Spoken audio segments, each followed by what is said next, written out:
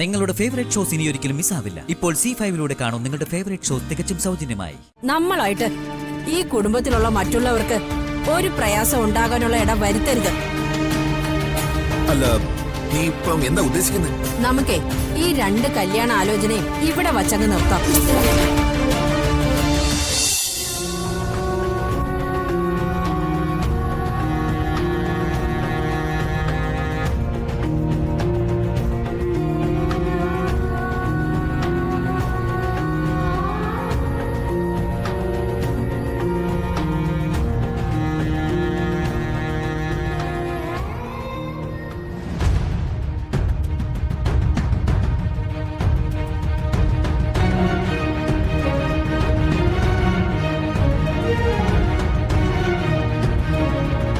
ഹരിയേട്ടാ,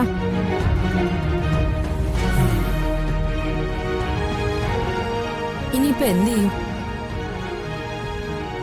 അത് തന്നെ ഞാൻ ചിന്തിക്കുന്നത്. സ്ത്രീകളെ ഇറക്കി വിവാഹം തടയാന്ന് കരുതി, അതും പാളിപ്പോയി.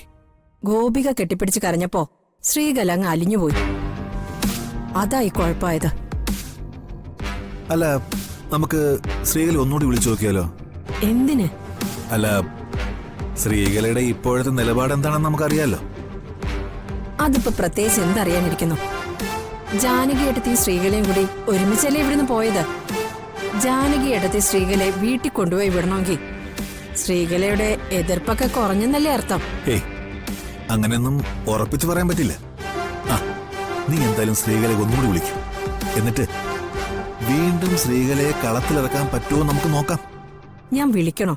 നീ വിളിക്കേ. അല്ല, ജാനകി എടുത്തി കൂടെ ഉണ്ടെങ്കിലോ? അത് നീ ചോദിക്കേ.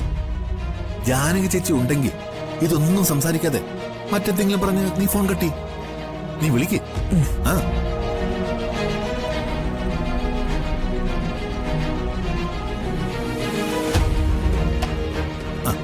ഫോൺ സ്പീക്കറിലില്ല.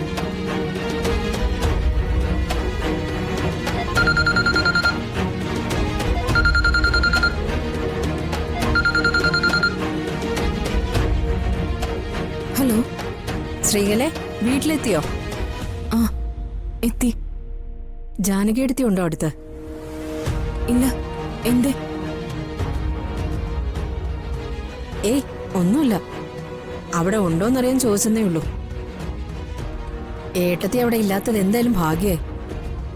എന്താ മായ, എന്താ കാര്യം? അല്ല, ശ്രീകല ഇത്രയും കഷ്ടപ്പെട്ട് ഫ്ലൈറ്റ് ടിക്കറ്റ് ഒക്കെ എടുത്തു വന്നിട്ടും ശ്രീകല നിശ്ചയിച്ചതുപോലെ കല്യാണം മുടക്കാൻ പറ്റിയില്ലല്ലോ.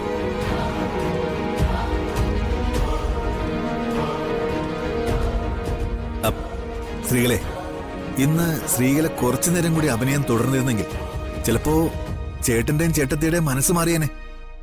ഞാൻ അഭിനയിച്ചതൊന്നുമല്ല. ഞാൻ എന്റെ വിഷമം കൊണ്ട് ചെയ്തു പോയത്.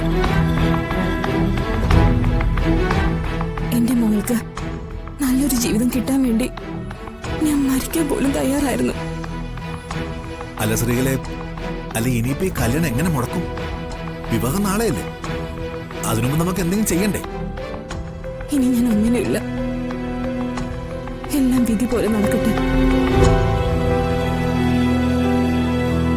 എന്റെ മകളുടെ തീരുമാനം എന്താണോ അതിനൊപ്പം നിൽക്കാന് എന്റെ തീരുമാനം.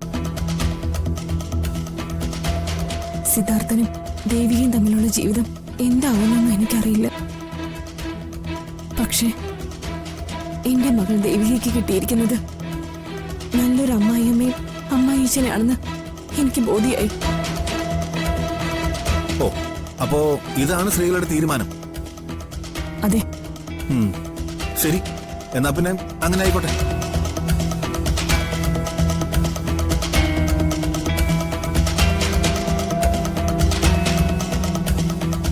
അപ്പൊ ആ മാർഗം പൂർണ്ണമായിട്ടും അടഞ്ഞു.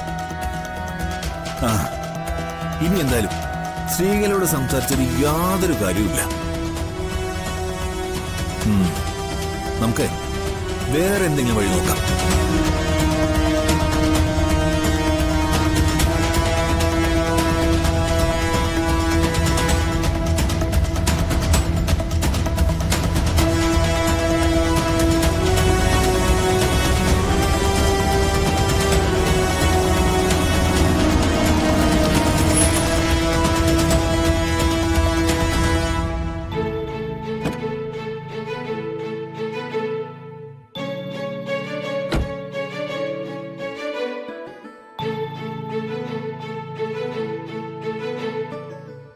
അമ്മ അമ്പലത്തിൽ നിന്ന് എപ്പോ വന്നു? ഞാൻ ദേ ഇപ്പൊ വന്ന് ഡ്രസ് ഒന്ന് മാറ്റിയതേ ഉള്ളൂ.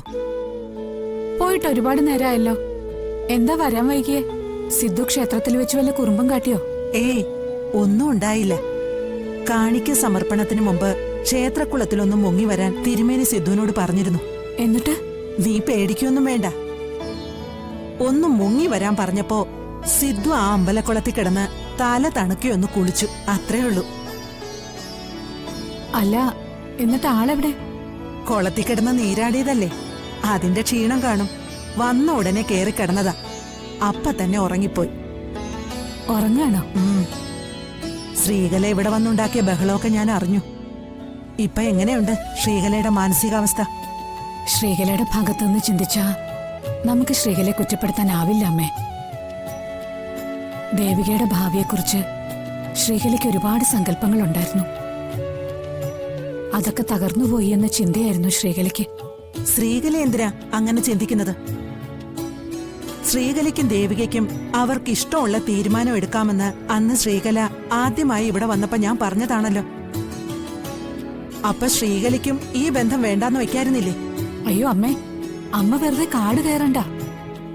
ശ്രീകലയ്ക്ക് ഇപ്പൊ ഏറെക്കുറെ കാര്യങ്ങൾ മനസ്സിലായിട്ടുണ്ട്. പിന്നെ വിഷമം പൂർണ്ണമായിട്ടൊന്നും മാറിയിട്ടില്ല. അതിന് കുറച്ച് സമയമെടുക്കും. ഞാനൊന്ന് പറയട്ടെ. ഇല്ല, എനിക്ക് പോണം.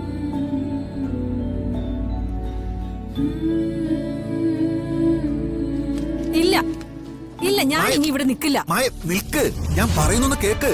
നീ പോവരുത്. ഇല്ല, എനിക്ക് ഇനി ഇവിടെ നിൽക്കാൻ പറ്റില്ല. മായ, ഞാനൊന്ന് പറയട്ടെ. നീ ഇതെന്ത് ഭാവിച്ച എടുത്തേട്ടം കാണിക്കുന്നേ?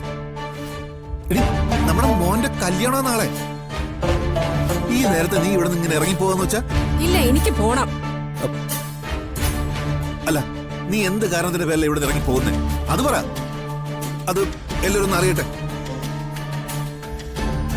ഇത്രയും പേരും പെരുമയുള്ള ഈ തറവാട്ടിൽ എല്ലാവരും അപമാനിക്കപ്പെടുന്നത് കണ്ടു നിൽക്കാൻ എനിക്കാവില്ല.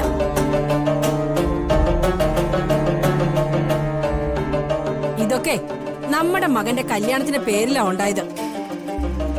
അവന്റെ കല്യാണവുമായി ബന്ധപ്പെട്ട ഇവിടെ പ്രശ്നങ്ങളെല്ലാം ആരംഭിച്ചത്. അത് പാടില്ല.